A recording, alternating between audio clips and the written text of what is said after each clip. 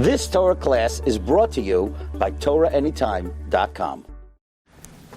Just want to share a very important approach as we conclude Mesechta YEVAMOS L'Kavod, the SIYUM HaMesechta.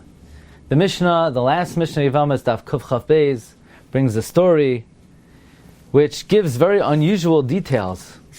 The Mishnah says, in the final Mishnah, that Amru Lai Maisa B'vnei Levi. They said to Rabbi Akiva, there's a story about the descendants of Levi, Shaholchu L'Tsoyar, that came to Tsoyar, Ir Tamarim, the city of dates. And the innkeeper was believed. And the Mishnah says, Loi Tehei Kohenes Kapondakis. Shouldn't a woman who's meyuchas also be believed like this innkeeper? And Rabbi Akiva said, L'cheshetehei pundekis namenes. When she'll be an innkeeper, she'll be believed. And the innkeeper took out a staff and a money belt and a Sefer Torah, 3 simanim. And the Sefer Maaseh Rekach asks, first of all, why do we need to know the story happened B'vnei Levi that went to the city of Tamarim? It should say a story about people. And where'd they go? They went to a city. Who cares that it was Tsayar Ir HaTamarim? And why say the word Kohenes? Yeah, Rashi says it's a code word for Miyucheses. And what's the answer? L'cheshetehei pondakis ne'emenes. And the Maaseh Rekach offers the following astounding pshat, but let's tie it into the Maaseh Rekach's approach to the whole Mesechta YEVAMOS. Maaseh Rekach writes, why is it called YEVAMOS plural? Yibum, Yavam.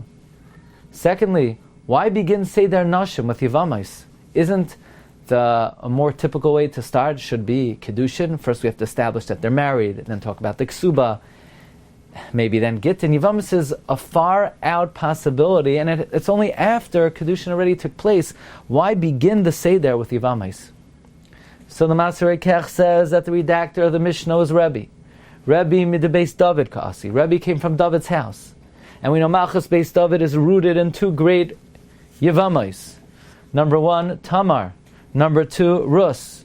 The word YEVAMOS, says the Maaseh Rekach, refers to these two great YEVAMOS, Tamar and Rus. In fact, the word YEVAMOS stands for Yehuda, Boaz. The Mem and the Vav are the middle letters of Tamar and Rus. And the Taf is the first letter of Tamar and the last letter of Rus. And the 16 prakim correspond to the 16 letters of Yehuda, V'Tamar, Boaz, V'Rus.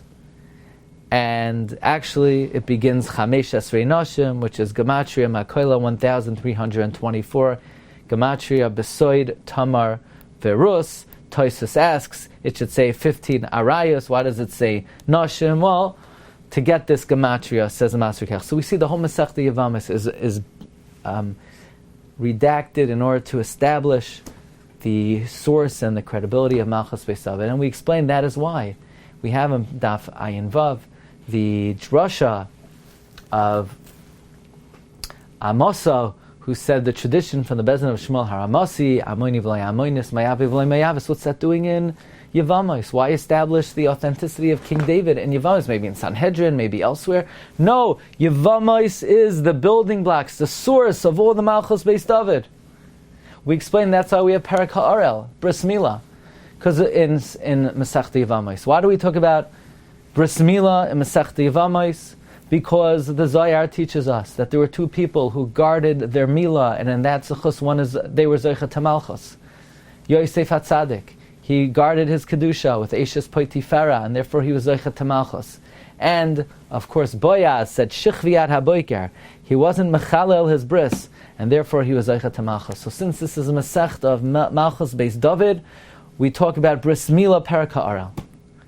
And now we understand in this context, what the Maaseh Rekach reveals to us, incredible revelation, and now the Mesechta has come full circle from beginning to end, from the beginning where it starts off with the foundations of the Malchus Beis David to the end of the Mesechta.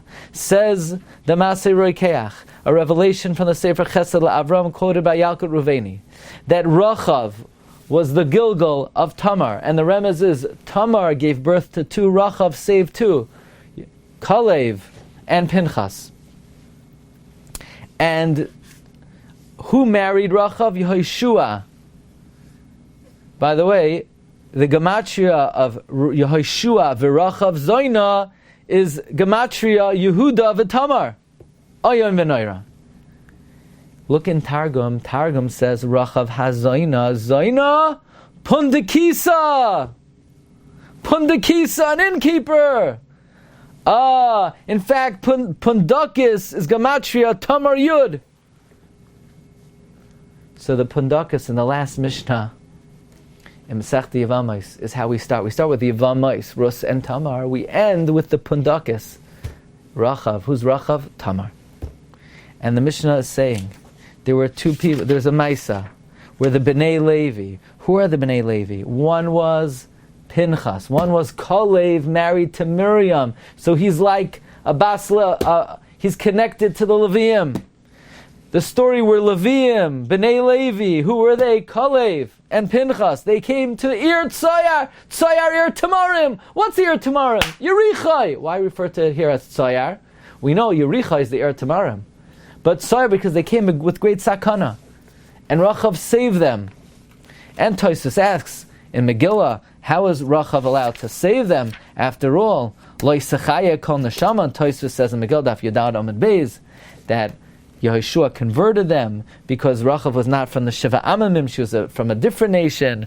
But how could they believe her? And if you say, well, they trusted her, but how could?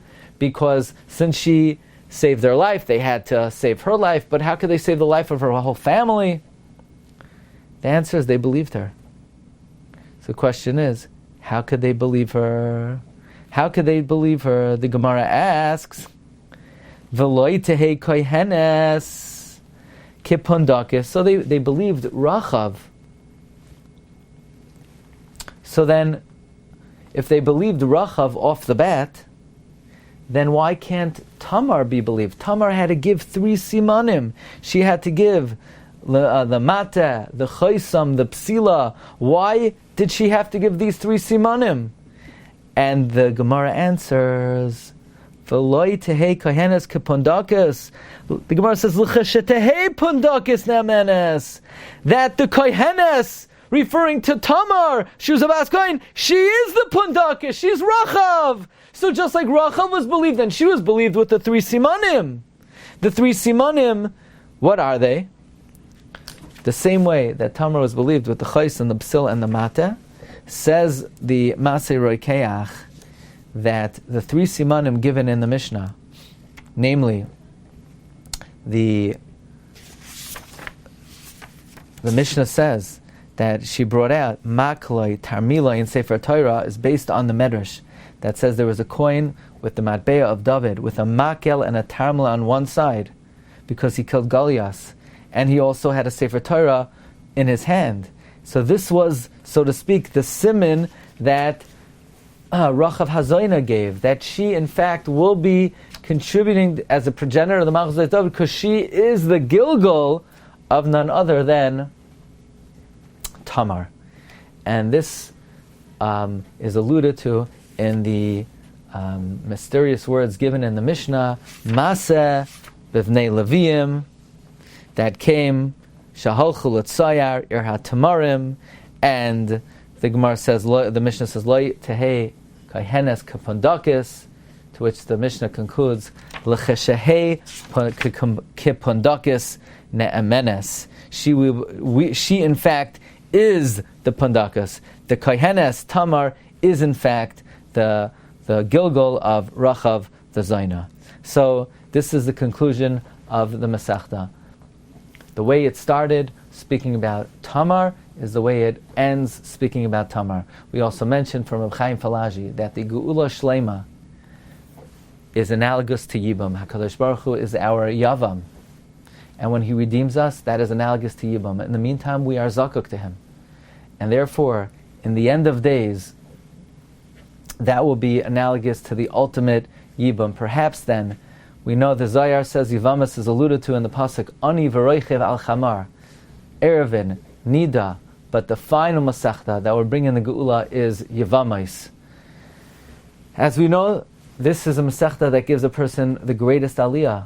The Kloisenberger Rebbe brings in many places that Avram Avinu, on the third day of his Milah, What was he involved in that HaKadosh Baruch Hu came to reveal to Avram Avinu? Says the Kloisenberger Rebbe, he was learning Mesechta YEVAMOS. So you could say, well, he was learning Parak HaOrel. He was learning about the Chidushim about Bris Milah. But according to what we're learning, since YEVAMOS is the ultimate example of the Geula, so Avram Avinu had his greatest revelation during the learning of Mesechta YEVAMOS. And in that case we understand why at the very end of the Mesechta, it's very interesting, we find many examples in the Mishnayos where Beis Hillel was moideh to Beis Shammai.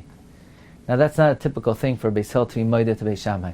But we could say, since in the end of days we're going to paskin like Beis Shammai, so in the end of YEVAMOS, which is the final Yud of Ani, not only will we paskin like Beis Shammai, Beis Hillel will be moideh to Beis Shammai. And furthermore, we find on Daf Kuf Chaf Beis Amud Aleph that the Mishnah says that you could marry a woman based on a baskal. And then the Gemara quotes Beis Shammai, who holds, no, you can't allow a woman to marry based on a baskal. And the Gemara says, but Beis Hillel holds you can. The Gemara says, what's the chiddush? The chiddush is if you were to find a Stam Mishnah that says you can't, you should know it's Beis Shammai. So why wouldn't our Mishnah bring down a machlokes? Why would our Mishnah then only bring the opinion of Beis Hillel? So it could be because the end of YEVAMOS is like the end of days. And in the end of days, and when Mashiach comes and Yibum will have been done, so then it could be even Beis Shammai, Taka would be moideh, that we rely on the baskal. The baskal, the divine communication would be so strong, maybe even Beis Shammai would agree. So the Mishnah just says, Stam, you could rely on a baskal, because at the end of YEVAMOS, Taka, even Beis Shammai would be moideh. But you should just know, if you find a Stam Mishnah elsewhere, that's like Shitas Beis Shammai. In any event, we should be zoicha that the way the Mesechta ends talks about Rachav, the wife of Yehoshua. Ksubas begins Basula Nises Liyom Haravi'i, Rashi Tevos Levana. Levana, of course, is often a reference to Yehoshua ben Nun. So the end of YEVAMOS talks about Rachav Hazoina, who is married, of course, to Basula Nises Liyom Haravi'i, none other than the Levana, Yehoshua ben Nun. May we be zoicha to have siyata d'shmaya, to continue on in Shas and progress in the great journey of Mesechta Ksubos, the Shas Katan. May HaKadosh Baruch Hu bless all of us. Hashem oiz la'amo yitein, Hashem yivarech es amoi b'shalom. You've just experienced another Torah class brought to you by TorahAnytime.com.